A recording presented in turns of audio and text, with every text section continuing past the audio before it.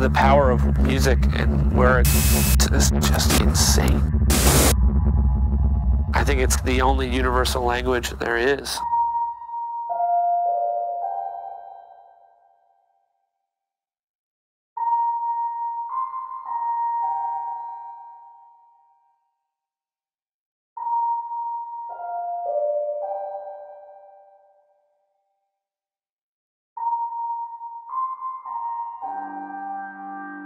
I don't clock out when I play in a band that's full-time. It's your life. It's all about the music. It's all about the feeling, and everything else comes second.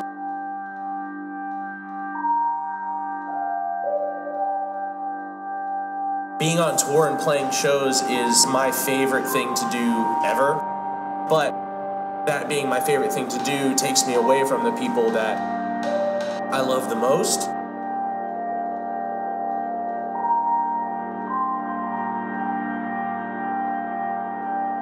I didn't grow up even knowing there was such thing as a Christian band. The music should be music. No matter what the band members believe in, it shouldn't matter what they write about.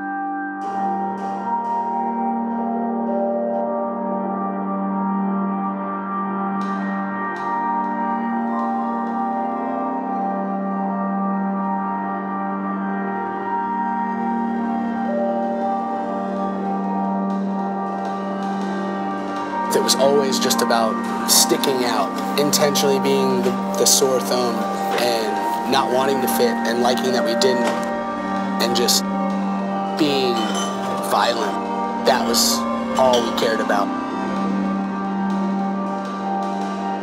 I used to lose sleep over the thought of Underoath breaking up. Like, man, I was 18 when we left. I go to college. What you've been for 12 years, you're not. Starting tomorrow, Sunday, you wake up and you make breakfast and your life as you know it is different.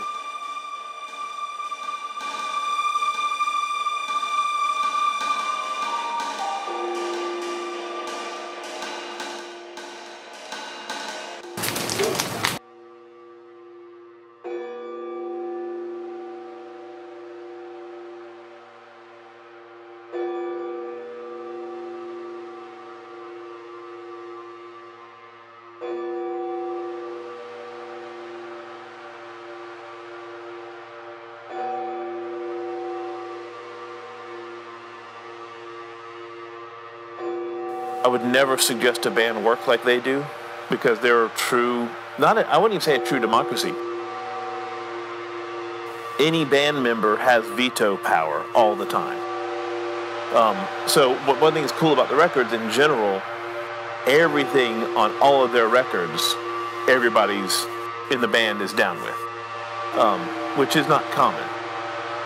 And it's like if the art would be hindered by a decision, even if there's money on the table or there's fans at stake, art wins over everyone. Art wins over band members. Like the art lives before everything else. There was always something to overcome. It seems like as soon as we would get in a stride, something would come up.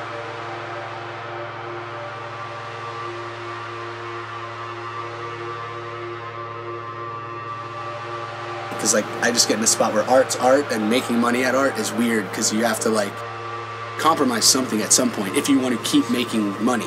It's almost impossible. It is. It's just art. It is, and we did it. Like we made our biggest record is the record that we gave middle fingers to everyone. Told the label, we're not listening to you. We fired a producer.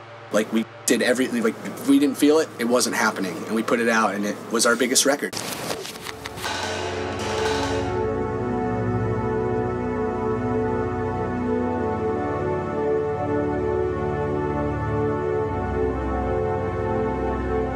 You could drag this breaking up thing out for a year. Like you could do shows on every continent, you could do a world tour. You could have a year's worth of work just off of the headline of like the last Underoath show in X town. Once you get past the money that you're leaving on the table and you actually look at like the last 12 shows, it's like perfect. You know, we're just ending where we started and it's full circle and it's done and that's all it is.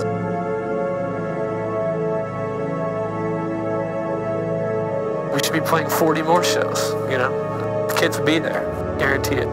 Our fans are die hard because I think they appreciated how hard Underoath worked. I think kids can see it when, you know, we cared and we were out there for them.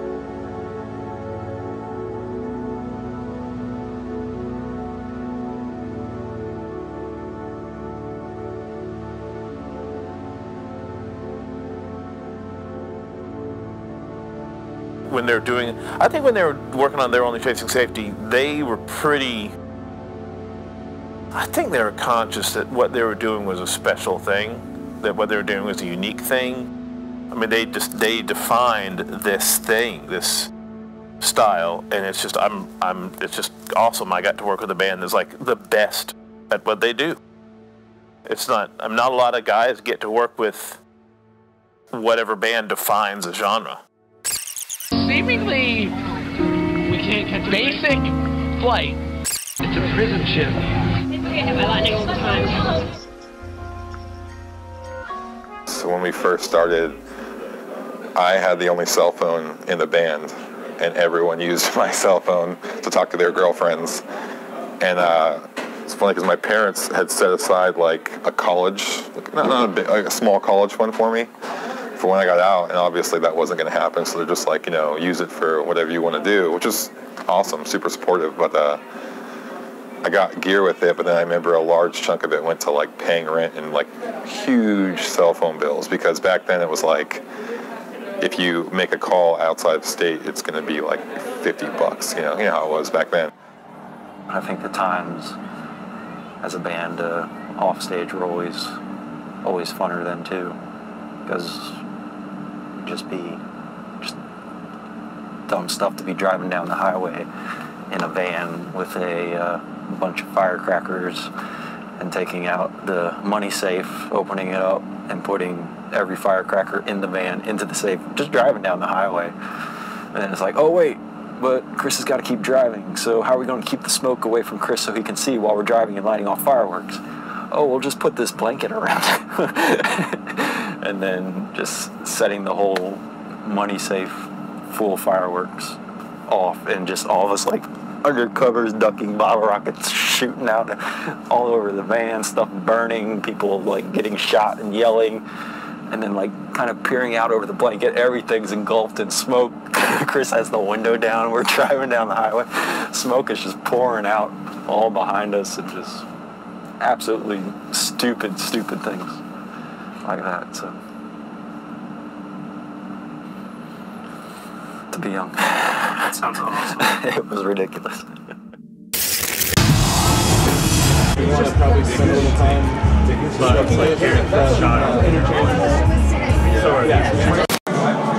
The whole day I was in a hotel room. I only woke up to like throw up.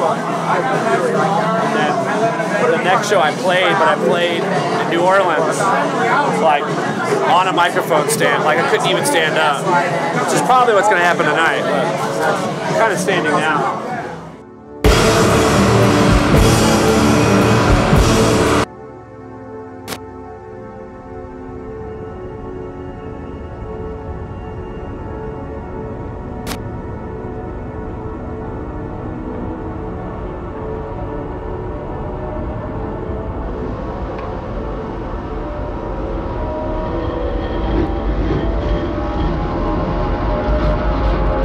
Underoath is instrumental in like what it is we do and what it is all these bands do. Like they paved such an open road. I mean, the spectrum of this band is so wide and so vast because they integrated all these types of music and made them palatable, you know, for like so many different types of people, from us being, you know, what we thought were like the underground, like alternative, you know, have-nots, to kids that were well off listening to fucking whatever was cool at the time, like I don't know, Sum 41 or whatever the fuck, whatever was on the radio, you know. This band like brought us, it sounds so cliche, like brought so many people together. And so they went off of being that band and having that esteem, and they did so many amazing things, from I think from they're only chasing safety on. You know, they just kept getting better and better and better, refining themselves and reinventing themselves. And that's what it is to be a band. It's like reinvent yourself, I think.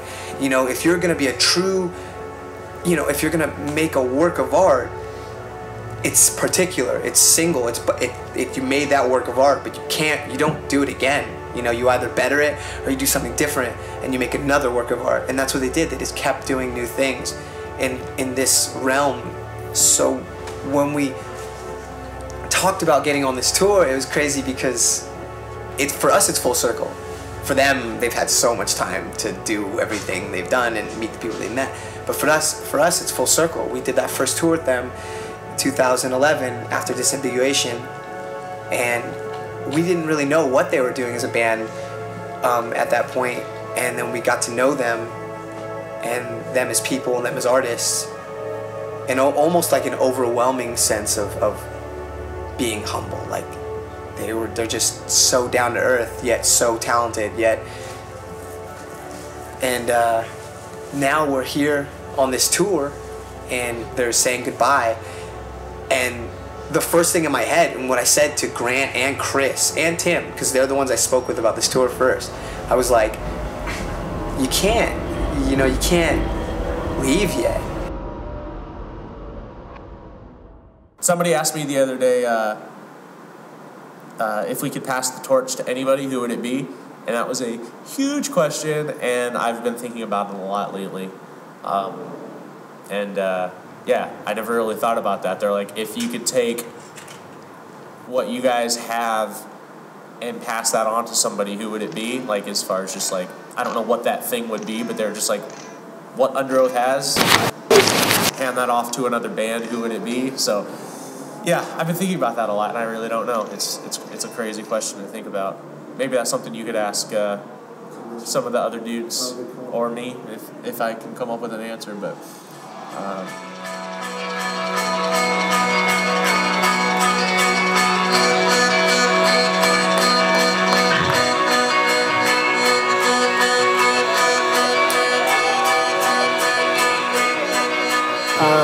one of our first big shows, or what I felt was our first big show, we were playing with a band called Spitfire, Between the Buried and Me, Norma Jean, Beloved, and Underoath in Alabama. And we had just got signed to Tooth and Nail, and we were doing a 5-day tour, and the whole tour was a bust. And on the last day, we were playing with that package, and I didn't really know anything about these bands. And after the show, all the bands kind of gravitated and started making jokes and fake hardcore dancing. And Timmy was really, was real lively. He's a character, and he was a character. And having that connection with Daniel Davidson and Norma Jean, because we were friends with them, we instantly became friends with Beloved. We instantly became friends with Underoath. It was almost like a bond or like a family type thing. Because it seemed like, hey, these bands take care of their own and they love their friends. And over this past summer, Daniel was like, hey, we're doing a farewell tour. You know how Daniel talks. Oh, we're doing a farewell tour. And we were like, well, we're not doing anything. How do you think the guys would feel about taking us out? Because they've asked us to go out in the past, but it was like, would our fans mesh with their fans? Would their fans even appreciate what we're trying to do? So that's kind of how that came about. We asked to get on it, and it was a total friend thing. And like, yo, that's a great idea. Let's tour with these dudes on their last tour, because they're all great people and we love them. And to me, that trumps music and that trumps anything. When you have a group of great guys or girls, and the vibe is just right. And you know there's not going to be any beef and no egos.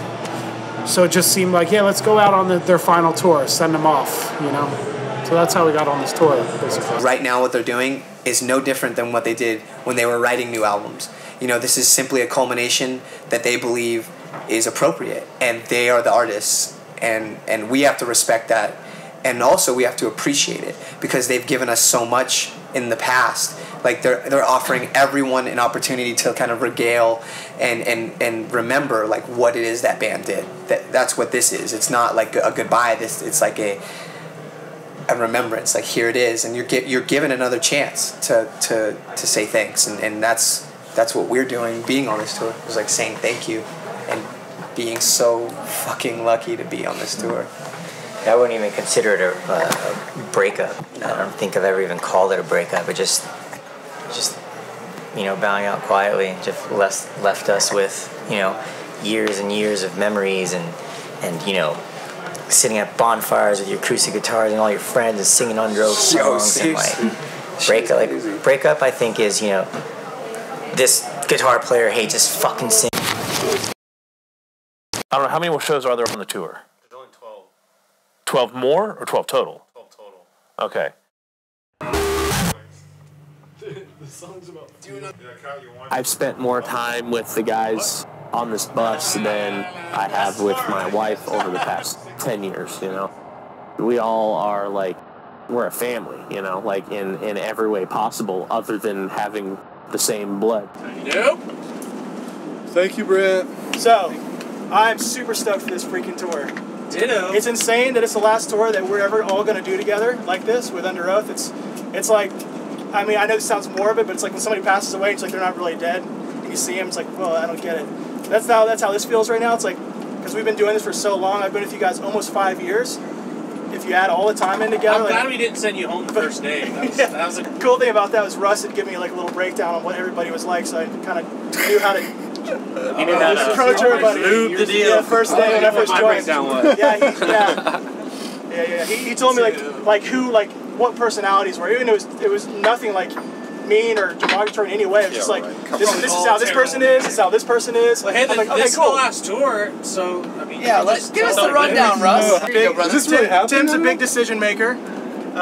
If there's ever any problems, he's the one that's going to talk to Randy about it. If there's ever any problems with the crew, I need to talk to you about that. So I come to you like, hey Tim, this is happening. All right, cool. And here's the funny stuff. He's like, yeah, Tim is real loud at night. He's not aware of his own volume. What? He said that you're hard to track down. That you often just wander off. Wow, that was very accurate. This is deadly accurate. Because you go off on the phone somewhere, no one ever sees you again. This may have y'all regret. Spencer is super chill, always around, always down for press. Hard to read though, very hard to read. Then he said, Grant, obviously huge gamer. I didn't know Grant at all. Then he's like huge gamer. He's That's your brief. Before you go in, he's like impossible to get a hold of. Like he won't answer his phone or respond to text because he's playing games, and it was totally true. Deadly accurate.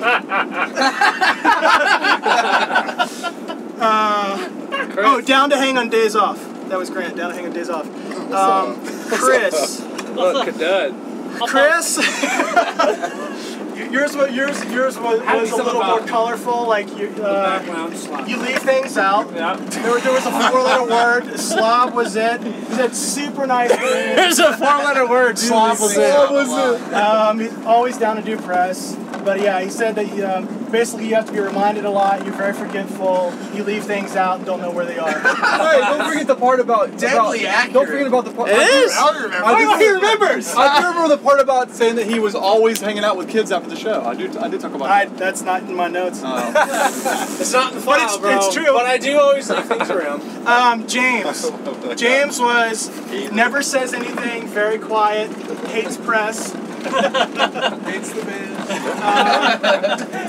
Easy going. Not a big fan of music. Guitar. Like seedlings. Your predecessor. There were some notes on him.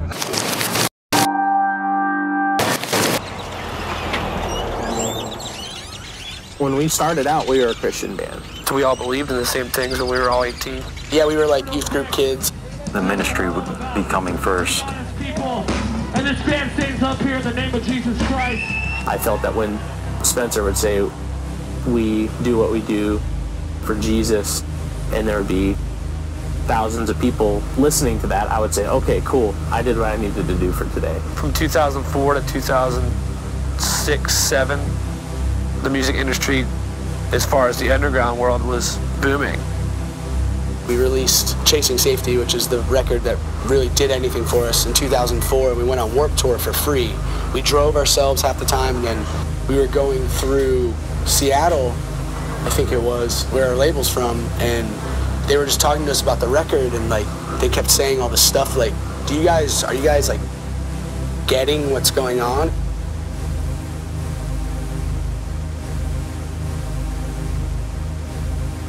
What we started to build got out of our hands.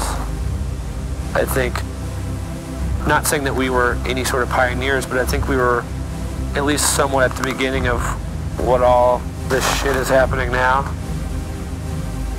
It was just a thing where Underoath had become this like just roaring machine, and we were just like caught up in it and just going, and it was just a routine of playing shows and going to the next city, playing a show, going to the next city, doing an interview, writing, recording, going back on tour. The day we were all six of us were in that van for the first time, we were supposed to be exactly the same and never veer from that path. And we were all supposed to go through the same things together. And that's just not real life.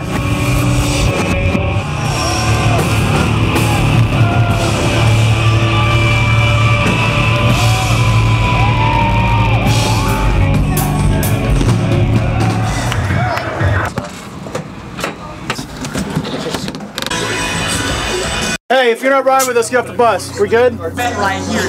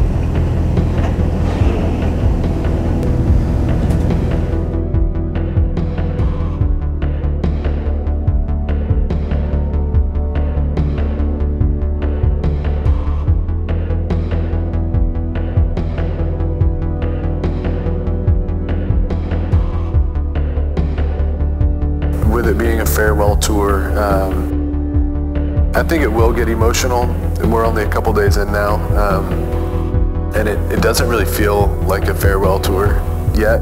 I don't know how that's supposed to feel, but it doesn't feel that different than a normal tour at this point. But I think as we get closer to the last day in Tampa, it will kind of sink in a lot more. I had wondered in the past how long they were going to just keep touring, because at some point, you know, it was like, you know, you're going to be 40 years old, you know, playing your old songs. It's like everybody knew that that wasn't going to happen. It was just a matter of how is it not going to happen? What are the paths that are going to take? And I haven't talked to them enough. Like, they were here, we did their last two songs here as they were kind of agreeing, okay, yes, we're not doing this anymore. Let's do a last tour. Let's, you know, I don't say let's go out on top, but I mean, it's kind of like, it seemed like, hey, this is the time for us to all diverge and take our own paths.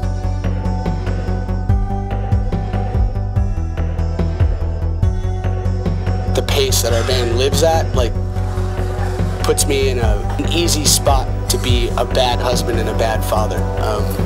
I can go days, you know, well, a day without talking to my wife and realize it's like, oh, it's 6:30, and just realizing, like, seeing this person and going here and then eating lunch and then loading in and then sound checking, and then this being this thing of like, I gotta call Elizabeth, I gotta call back my mom, whatever it is, and realize, like, oh, it's show started, it's 7:30 and it's cold out, and now there's music everywhere and there's not a quiet space, so you just text them like, sorry, I couldn't talk today. Just a weird pace that completely removes you from your home.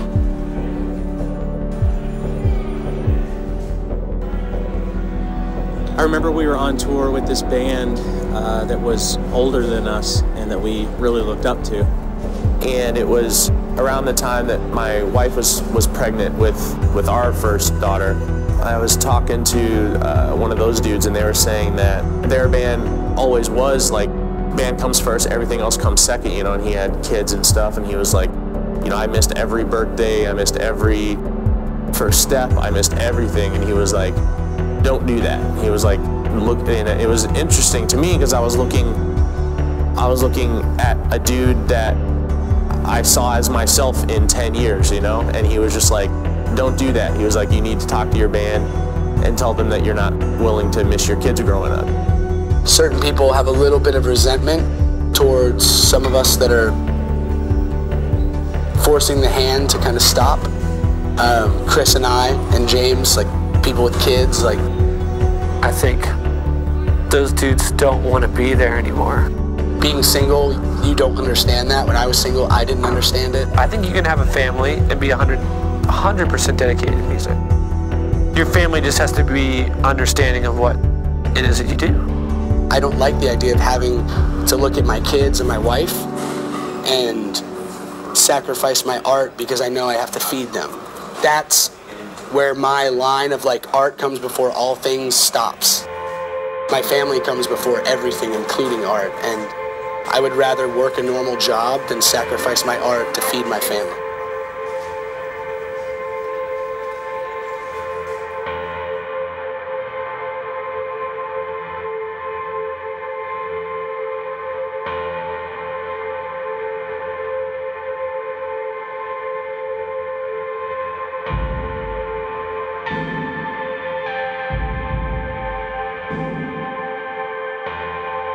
When we're all on the same page, being on the same page spiritually, where we would question, we're like, man, like, do we want to call ourselves a Christian band? Because Christian in America especially has become this like thing that we're not sure if we want to be associated with.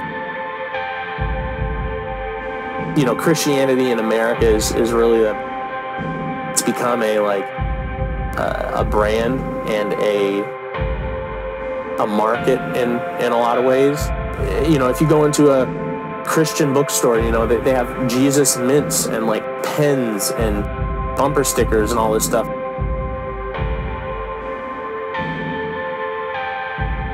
I just didn't like what was happening around it, you know, around the word Christian.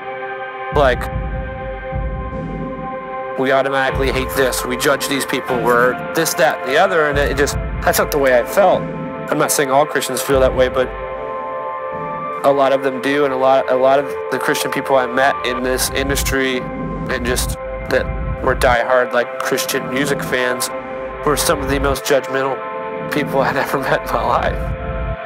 And I didn't want anything to do with it. You know, I was almost so angry about it that I'd do things on purpose just to make a statement. And that's not who I am, you know? I'm not that kind of person. Like, I love everyone, and I'm very open and nice, and I'll hear anyone out, and man, but it just pissed me off the way some of these people would act, and they're just so holier than thou, and I found a hard time believing in it after a while. Like, the way you show up to a Christian festival and all these dudes running it, or just the way they were talking, I was just like, it just sounded fake. And that was me starting to judge other people, because I'd just been around all this crap for so long. It got to the point where it was just like killing me.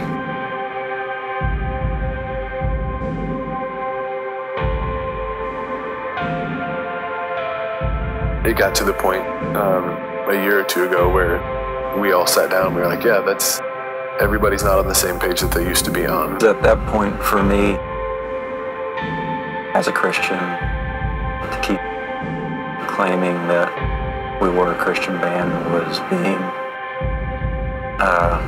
dishonest. that made more sense to me than trying to keep up a front.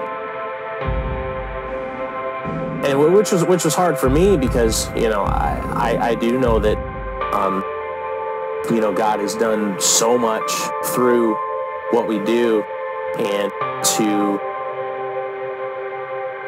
not state that as a group was really hard. When we decided we're just a band, same heart, same people. Yeah, some of us have changed, some of us haven't, but we're not a Christian band anymore. It just made it way easier to just like exist.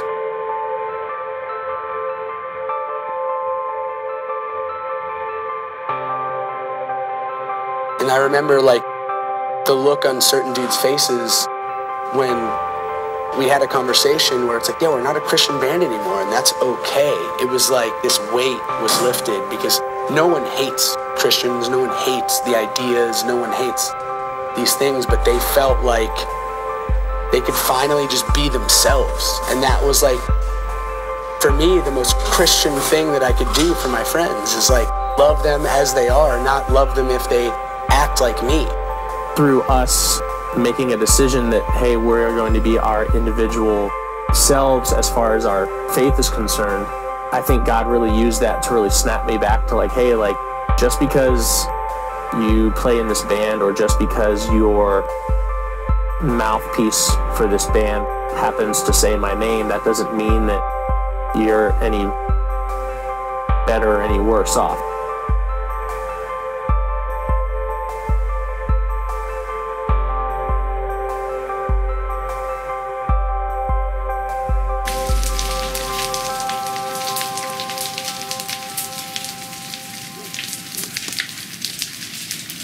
Being on tour with people that had certain people, even my parents, known that I was out on tour with and spending 6 to 8 weeks of my life with, they would have flipped out. And realizing now that they're still some of our greatest friends just leaves a really, really bad taste in your mouth. And I think that we all hit this pivotal point where we realize that, like, oddly enough, Aaron, singer for Me Without You, and I had a conversation a while ago. They've been really good friends, and we've had a lot of theological conversations, and they've had a lot of crazy journeys spiritually as well, and so I take a lot of solace in them as kind of peers. And I remember speaking to Aaron about an issue I had and was super kind of confused for a second. Probably 7 years ago, and he didn't even get into it from a specific, he didn't even want to give me the answer so that I could sit there and say, oh, I talked to Aaron and Aaron told me this, so now I feel better. He literally just told me to set fire to it. And he's like, look at your faith and look at your belief system and look at your upbringing as a house. And look at the things that are truth as concrete and the things that are not, and the things that are convoluted from people's worldviews polluting your mind or pushing their agendas on you as, you know, the wood, the paper, the couch, the drywall, the everything. And he's like, you set fire to that house, and when all is burnt away, the only thing left standing is the concrete, like the truth, like the foundation, and that's what's real. Everything else was just bullshit. And you can just piece back together that house as you see it now, as long as that concrete still exists.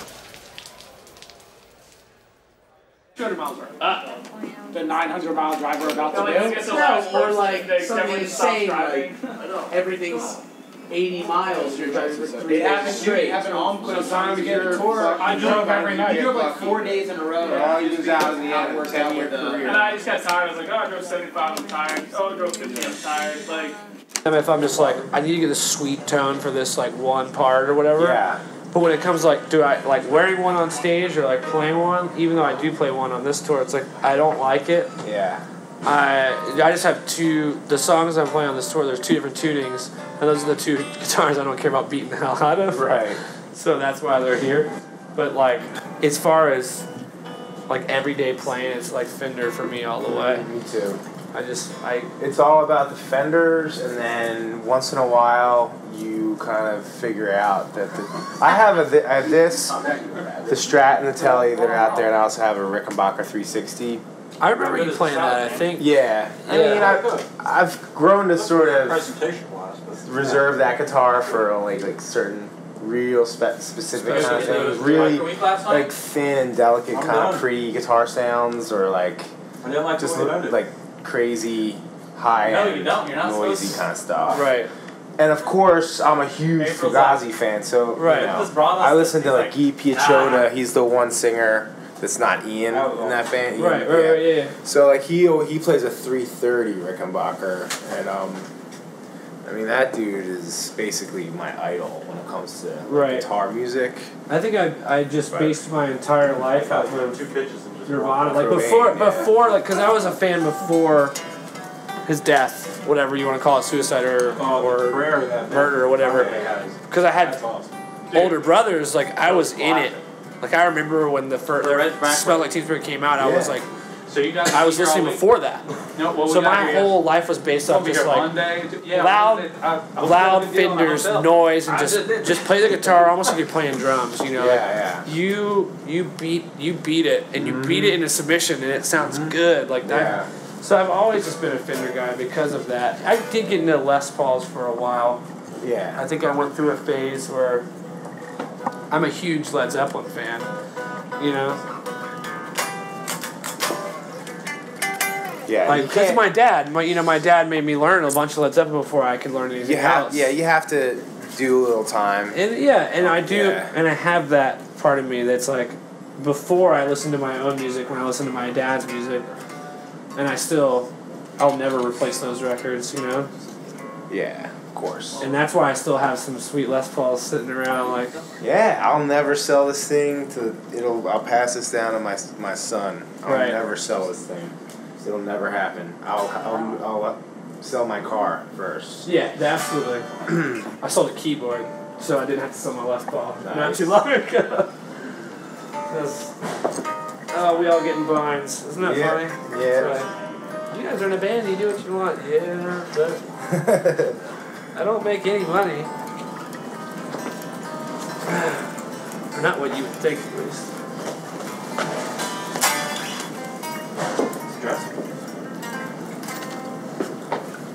Alright. I think I got everything.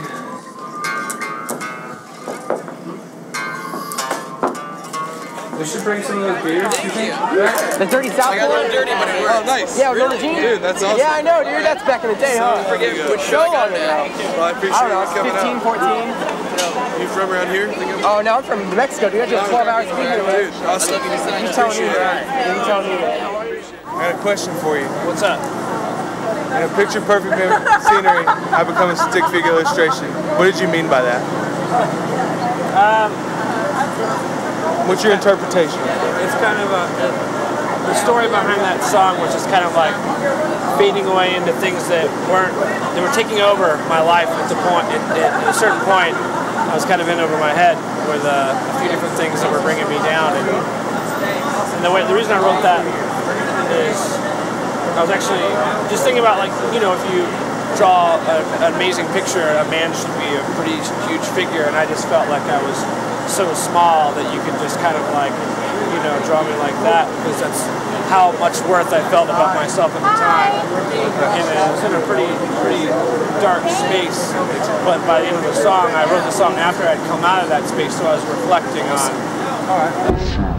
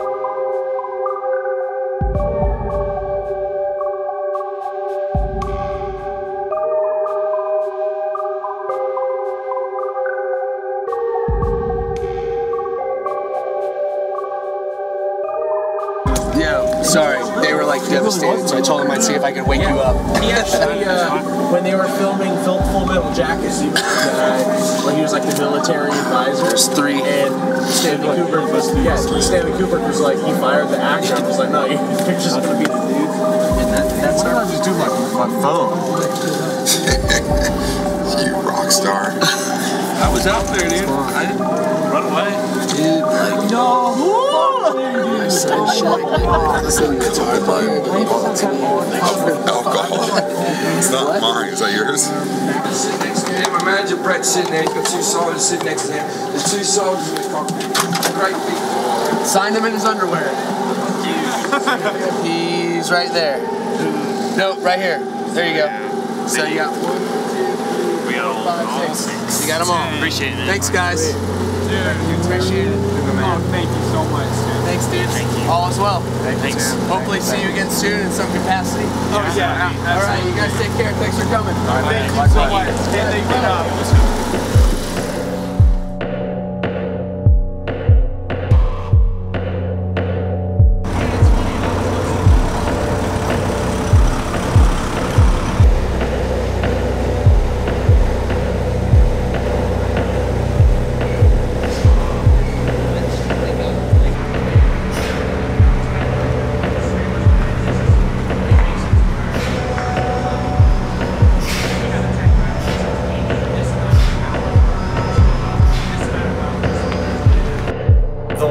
Show is definitely going to be intense for sure. It's weird because like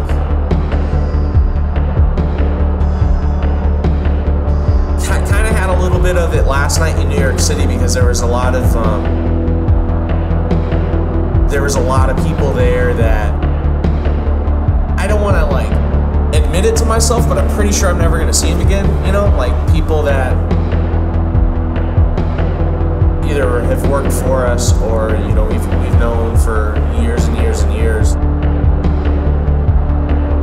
Fans as well, you know, like, there's some fans in particular that we see at, like, almost every show on every tour, and one of those people last night, it was the last show they were going to be able to come to, and it was, like, super emotional, like saying goodbye to them. Look out in the front row, like 50% of our shows over the last 5 years and they've been there, and then they're just like, this is it, you know? But that show's gonna be different, the last show, because the finality that the fans, like the people who are coming to the show, that finality that they're feeling at the end of the show, we're not completely feeling that yet. I think because we know, oh, well, we're going to play a show tomorrow, even though, you know, after we play tonight, we're never coming back here. When we play in New York, we're never going back there. But when we're in Florida, like, that's going to be it. Like, we're just, yeah, it's just odd because, you know, I've been in Underoath for about 14 years now, like into my teenage years, my entire adult life, I've been doing this, and just the fact that when I walk off stage in Florida, like, I'm just not going to be in a band anymore. Like, I will be the guy that used to be in Underoath.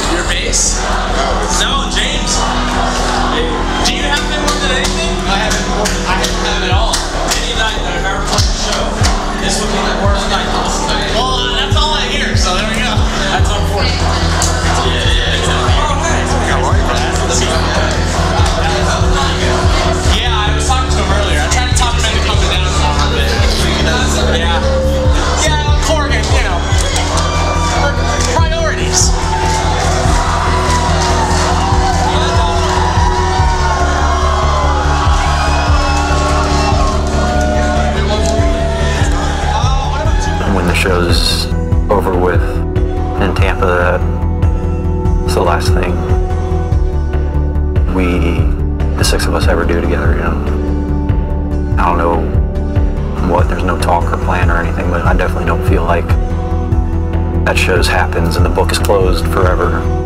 You know, it's just, we're all going away for now. The last show's in their hometown. It's going to be all their family and friends. Like, I'm sure it's going to be a pretty special night, but very, very emotional.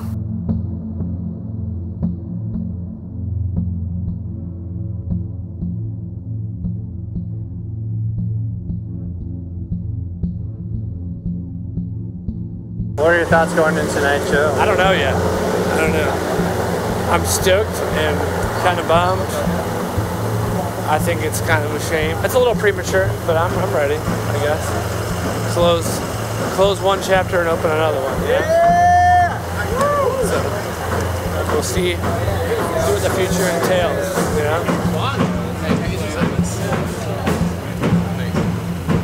I know Underoath is a big deal for a lot of people. It's a big deal for me.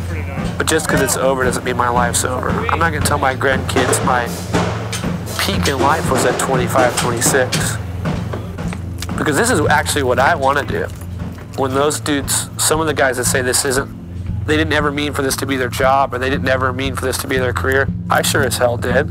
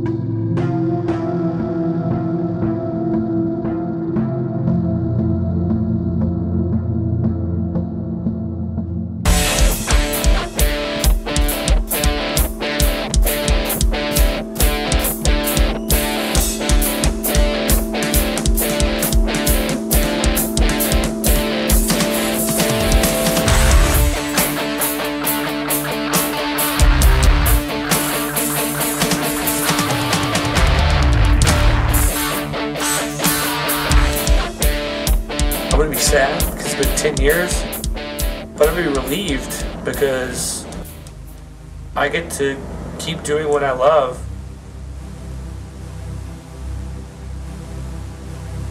I've been sitting here dreading all this, like, shit, like,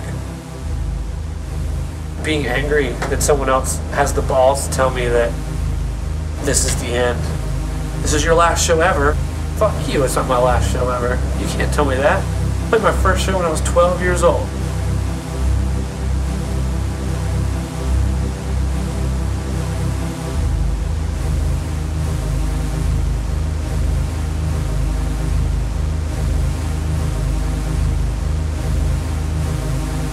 Underoath can break up, and Underoath can stop playing, but I'm not.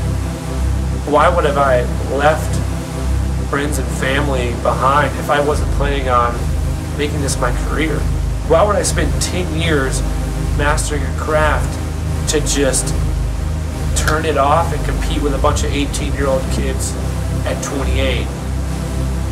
Why would I spend 10 years in like an industry to just go, that one day I'm just gonna stop and just do something completely different? Normal, this is normal.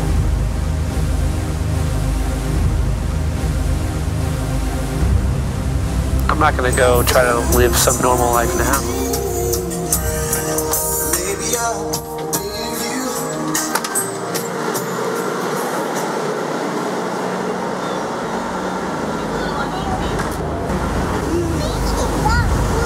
I see you, boo-boo. Ah, I missed you. What? I know the little boy bit her. Oh, I miss you, baby.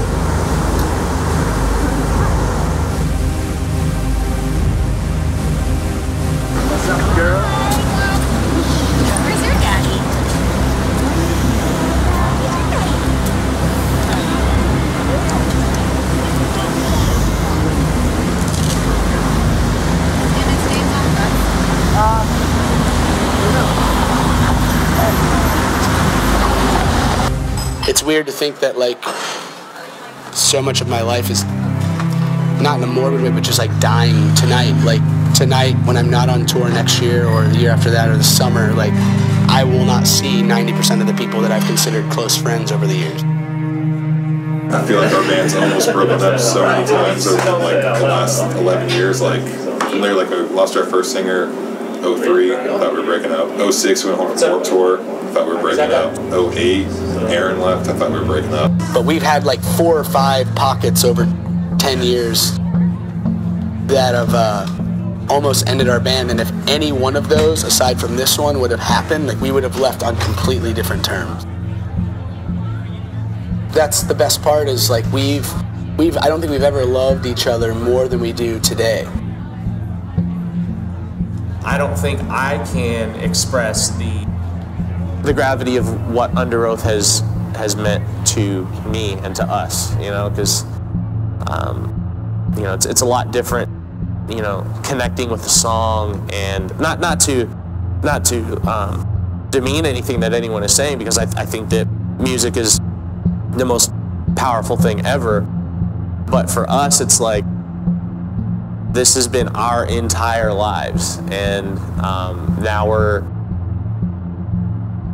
stopped going this way, and now we're going to go this way, you know. And it's just it's weird that, yeah, walking off stage in Tampa, it's going to be like, all right, well, that is an entire I've been in this band for almost half my life, and that entire chapter is closed, like it's done. And that's it's weird, like it's crazy. Like I've never had an impasse like that before. I don't think any of us have, so we're just moving forward, you know.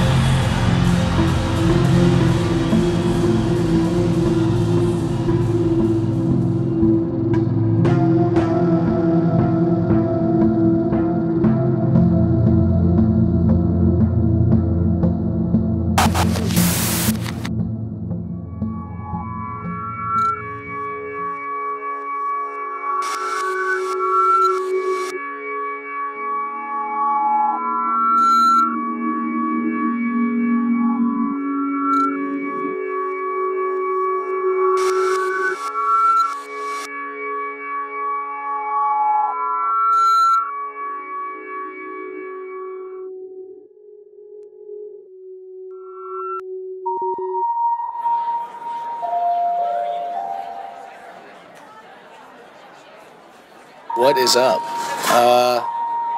It's January 26th, 2013. It's the last day that I'll be in a band called Underoath that we have been in for a long time.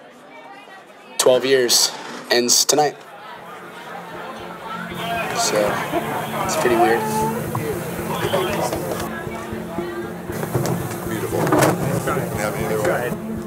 I'm 5 minutes. falling into the crowd. Hey, you, has this already happened? Yeah. Cool. What? Oh my gosh. Thank you. Done?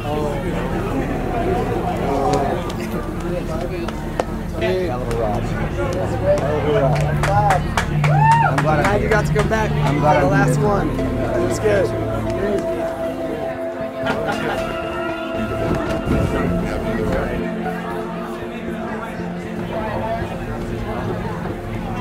Take it. Kenny's falling into the crowd tonight, off the stage. Yeah, downstairs. Love you guys. So honored. So honored. Love you. Love you too. Take Elizabeth, all the girls, Tess. Which way? Which side? I don't know. Aisles. It's over here.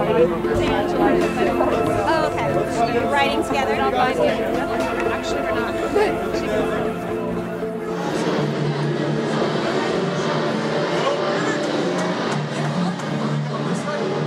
Yeah, I don't know why. Sorry, Tess. That's okay.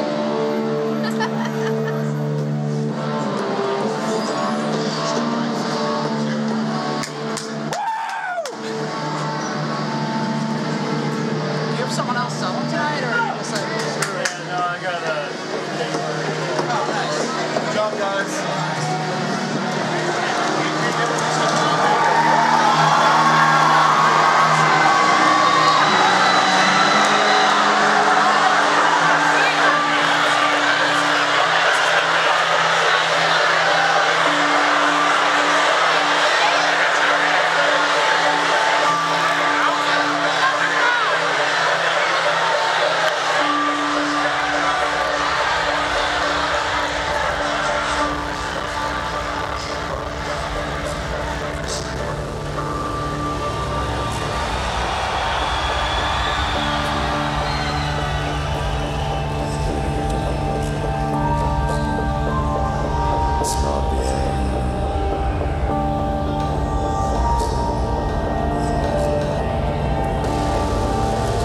all you guys so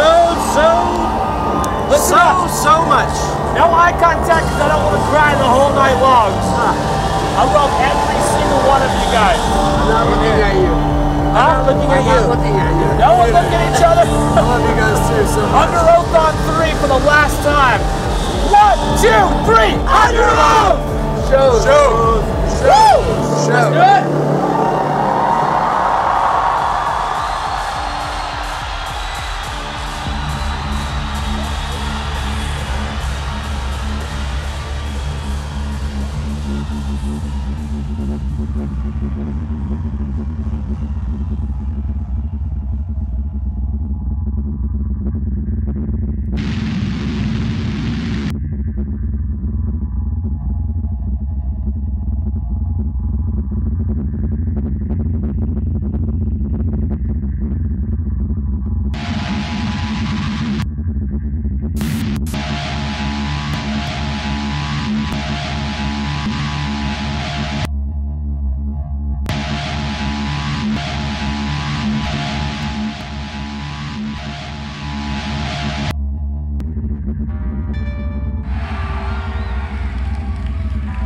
Oh my God.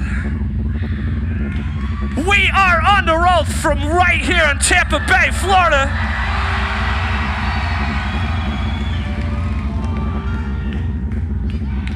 Thank you for spending your Saturday night with us. It's been a long time. We grew up on the road. We grew up together. We spent 10 to 14 years touring in this band. And we love what we do. We stand by every word we've ever written down, every guitar riff, every song, every decision we made, everything we told to you guys, we stand behind it 110%. And I think for me and my friends, after a 10+ year run, we decided that it was time to close the chapter of Underoath and open up a new one. Man, this is really weird. This is the last time I'll play with these guys, and it's kind of freaking me out a little bit.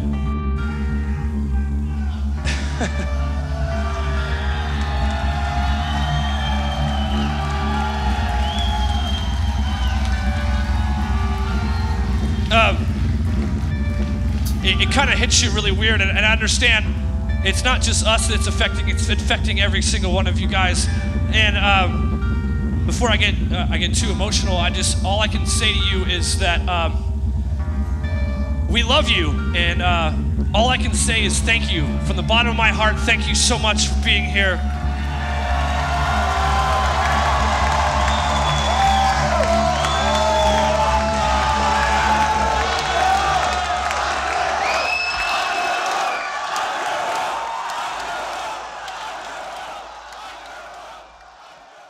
Thinking about playing live, it's like, it's crazy because for me, like looking out,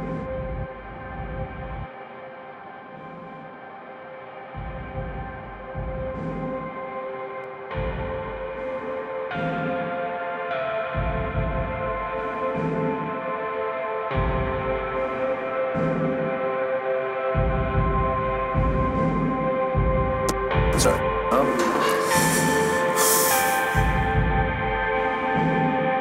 Looking out and seeing to someone like,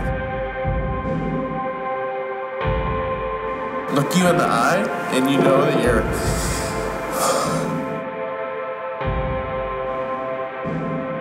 that you're sharing that same moment. That's just seeing that God's able to use something that I'm doing to impact someone is that's my favorite thing to do. Oh man. But we decided to not drag this thing on, and we wanted to end this together with our friends and family and our new family who's standing out here in front of us. However many times you guys have seen us live, be it your first time, your 5th time, your 100th time. Right now, tonight, Underoath dies on the stage. We'll never forget this night. We're leaving a piece of us with every single one of you. Thank you for being a part of this very important night in our lives. I'm just gonna talk in circles until I feel better and I can play this next song. But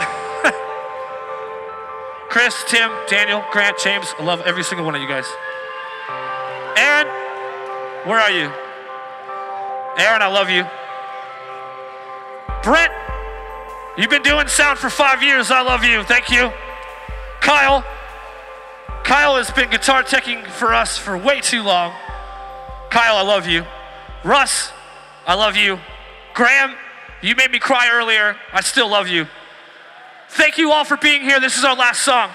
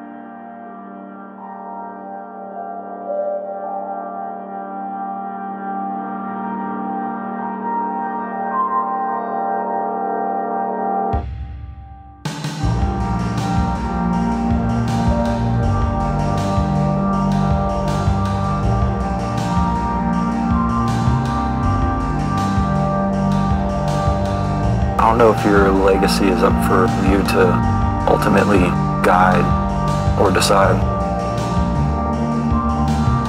I think it's just up to the people who experienced who you were to decide what your legacy is.